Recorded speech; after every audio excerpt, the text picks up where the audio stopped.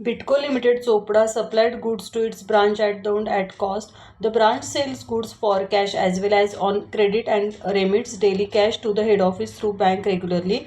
All expenses for branch are paid by head office by cross check. From the following data available prepare Daund branch account. कौन सी branch account हमें, कौन सा account बनाना है हमें?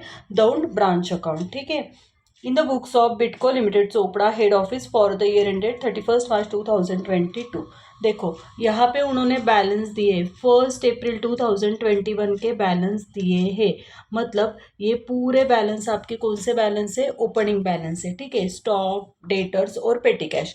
उसके बाद गुड्स सेंड टू ब्रांच दिया है. गुड्स सेंड टू ब्रांच मतलब ये आपका ब्रांच के डेबिट साइड में आएगा. उसके बाद गुड्स रिटर्न बाय ब्रांच, ये ब्रांच के क्रेडिट साइड में रिटर्न कर रहे हैं ना गुड्स, तो गुड्स गोज आउट. उसके बाद सेल्स एट ब्रांच, ये आपका ब्रांच के क्रेडिट साइड में आने वाला है.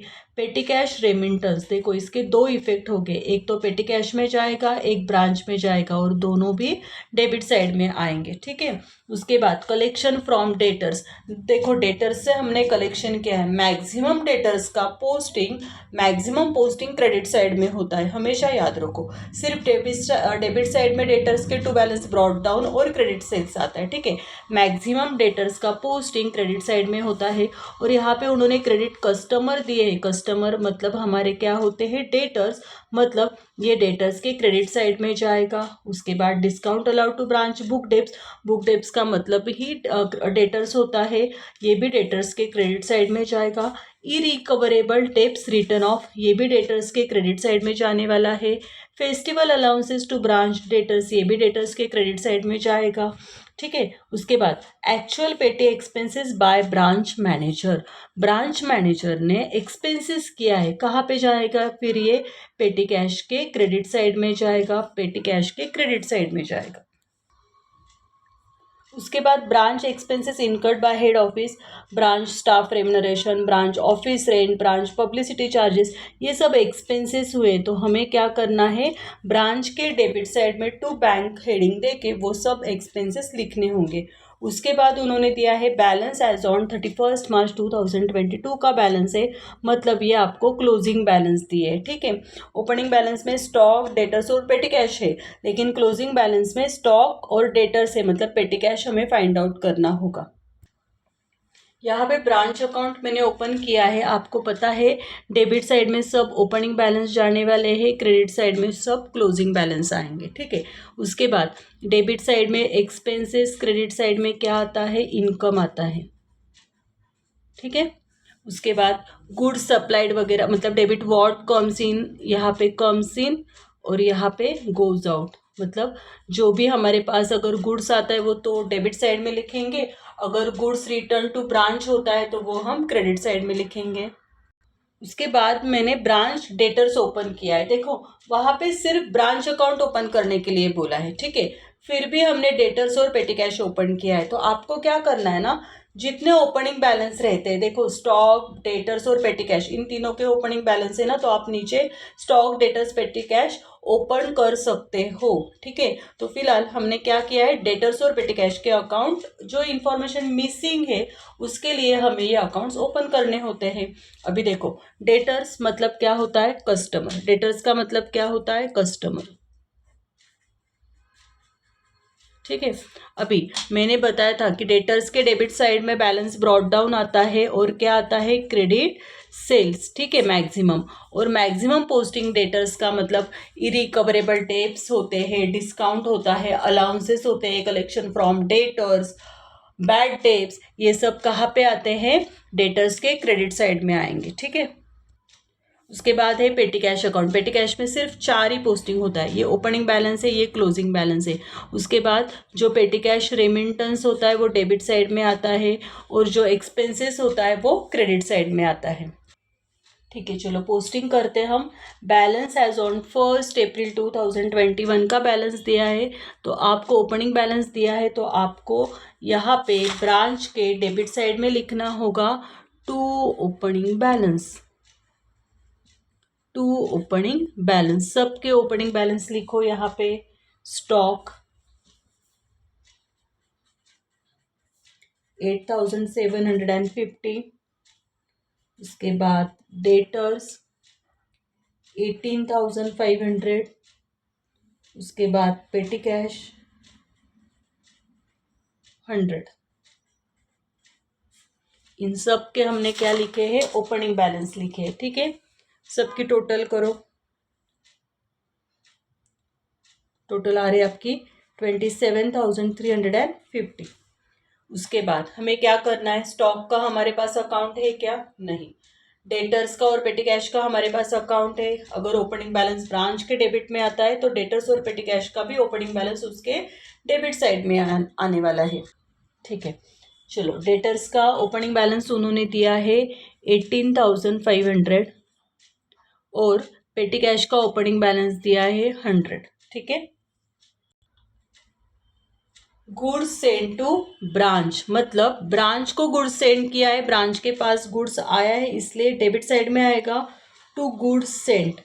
कभी कभी यहाँ पे गुड्स सप्लाई भी होता है तो वो भी यहीं पे आने वाला है, दोनों का मीनिंग सेम है, 42,900। उसके बाद goods return by branch to head office. Head office को हमने गुड्स रिटर्न किया है, गुड्स आएगा या जाएगा, गोज आउट ना, मतलब क्रेडिट साइड में आएगा बाय गुड्स रिटर्न। कितनी अमाउंट है गुड्स रिटर्न की, 5,900।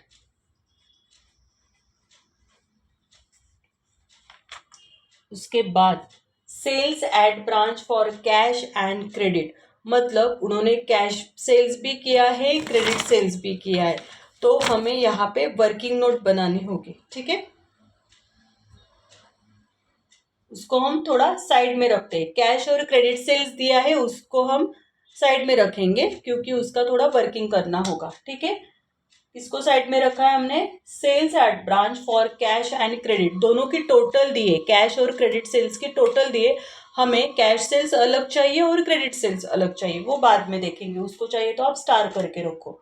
उसके बाद petty cash remittance to branch, petty cash remittance to branch, मतलब इसके दो इफेक्ट होते हैं, एक तो पेटी कैश में जाएगा और दूसरा ब्रांच में, मतलब दोनों भी डेबिट साइड में आने वाले हैं। क्या मतलब होता है इसका, हम ब्रांच है, हमें हेड ऑफिस क्या करता है, एक्सपेंसेस करने के लिए कुछ कैश दे रहा है, मतलब हमारे पास कैश आ रही है, इसलिए पेटी कैश रेमिटेंस ब्रांच के डेबिट साइड में आता है, पेटी कैश रेमिटेंस, और पेटी कैश के भी डेबिट साइड में ही आएगा। पेटी कैश रेमिटेंस है 1,200,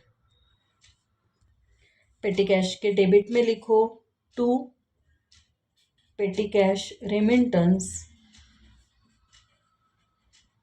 1,200। नेक्स्ट उन्होंने दिया है कलेक्शन फ्रॉम डेटर्स, कहाँ पे लिखेंगे हम, डेटर्स के क्रेडिट साइड में। मैं यहाँ से स्टार्ट कर रही हूँ, by collection from debtors.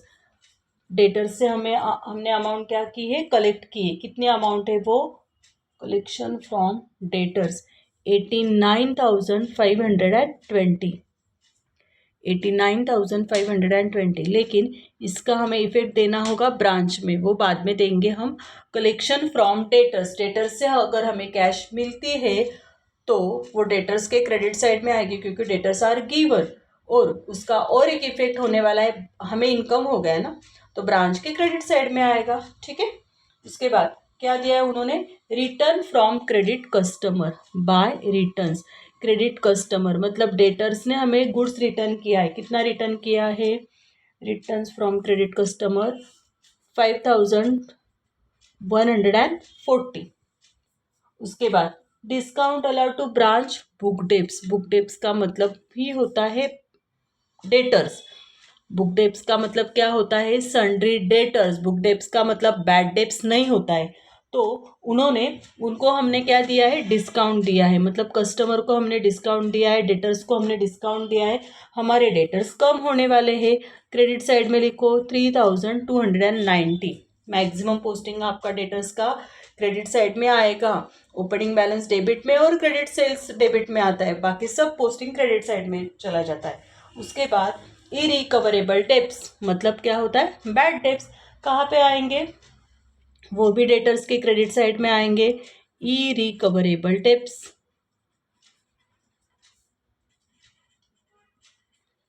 E recoverable debts कितने अमाउंट है, 4700।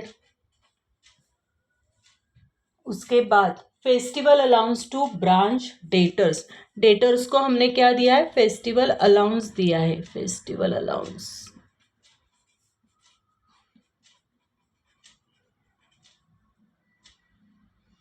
1650।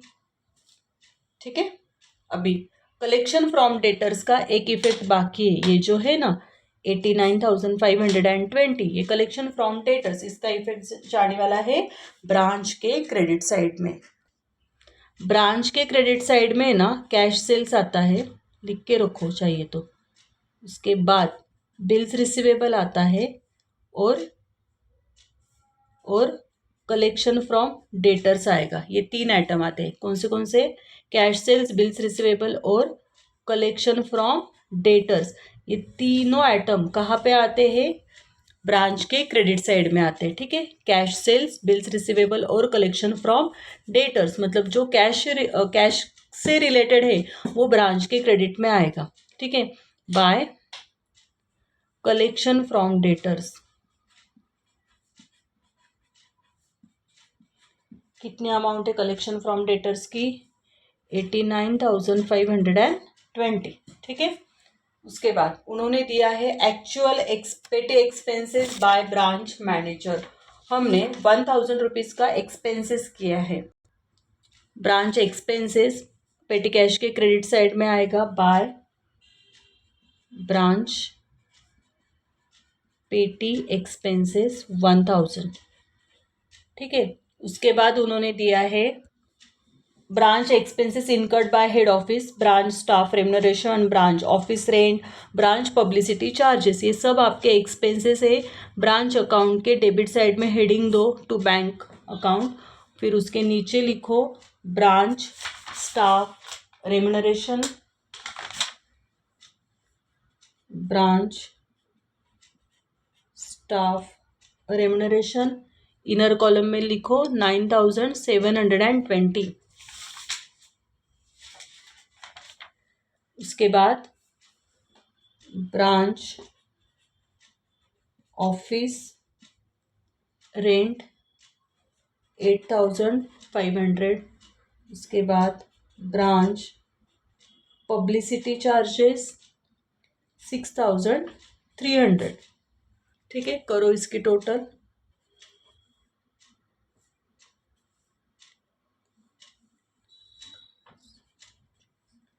24,720।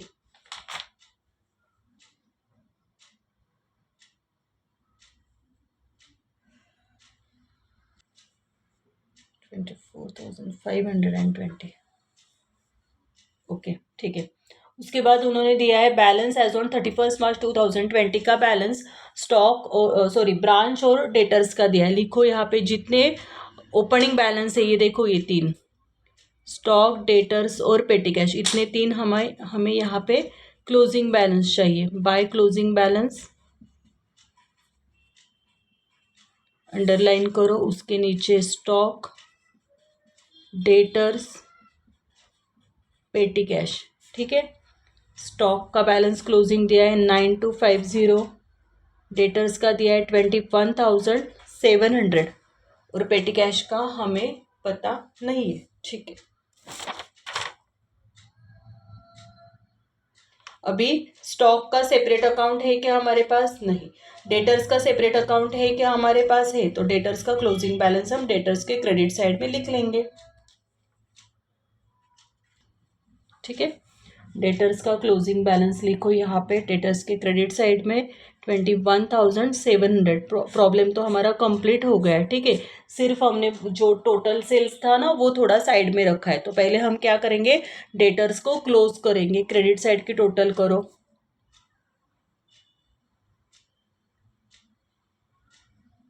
कितनी आ रही क्रेडिट साइड की टोटल, 1,26,000।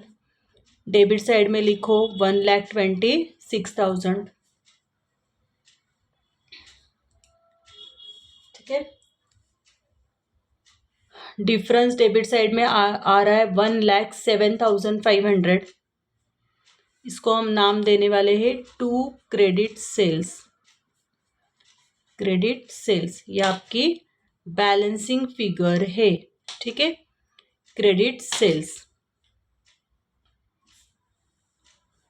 अभी देखो यहीं पे मैं वर्किंग नोट बना रही हूँ, एक्चुअली आपको वो साइड में बनानी होगी। क्या करने वाले, अभी हमें क्रेडिट सेल्स मिला है 1,07,500, ठीक है।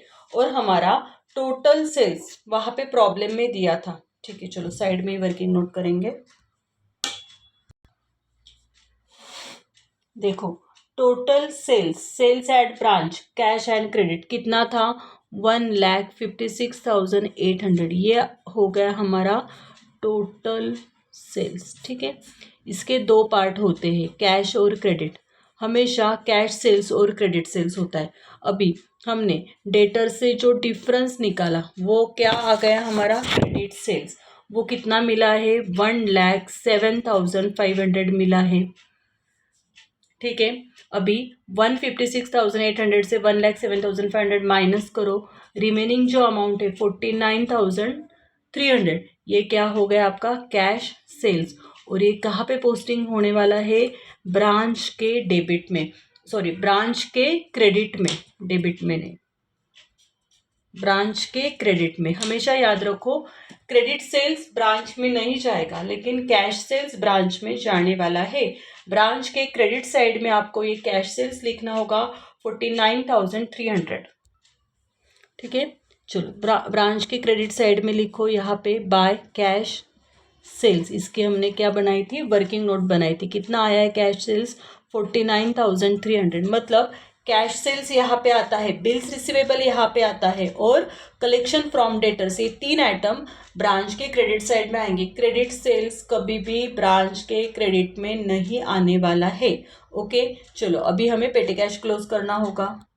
पेटी कैश की टोटल करो, डेबिट साइड ज़्यादा है 1,300, क्रेडिट साइड में लिखो 1,300।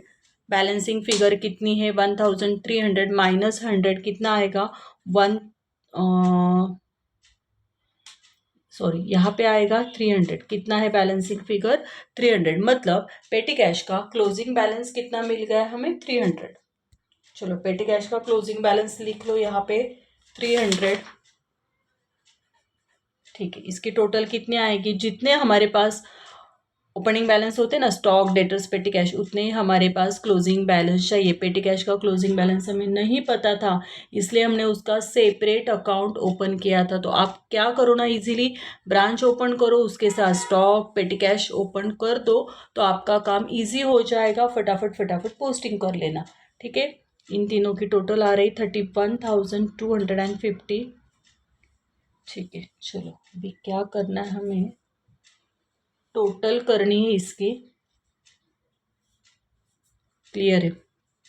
क्रेडिट साइड की टोटल करो, क्रेडिट साइड की टोटल आ रही है आपकी 1,75,970। डेबिट साइड में लिखो 1,75,970। डिफरेंस आ रहा है 80,000। कितना डिफरेंस आ रहा है, 80,000। क्या नाम देंगे इसको हम, to general profit and loss.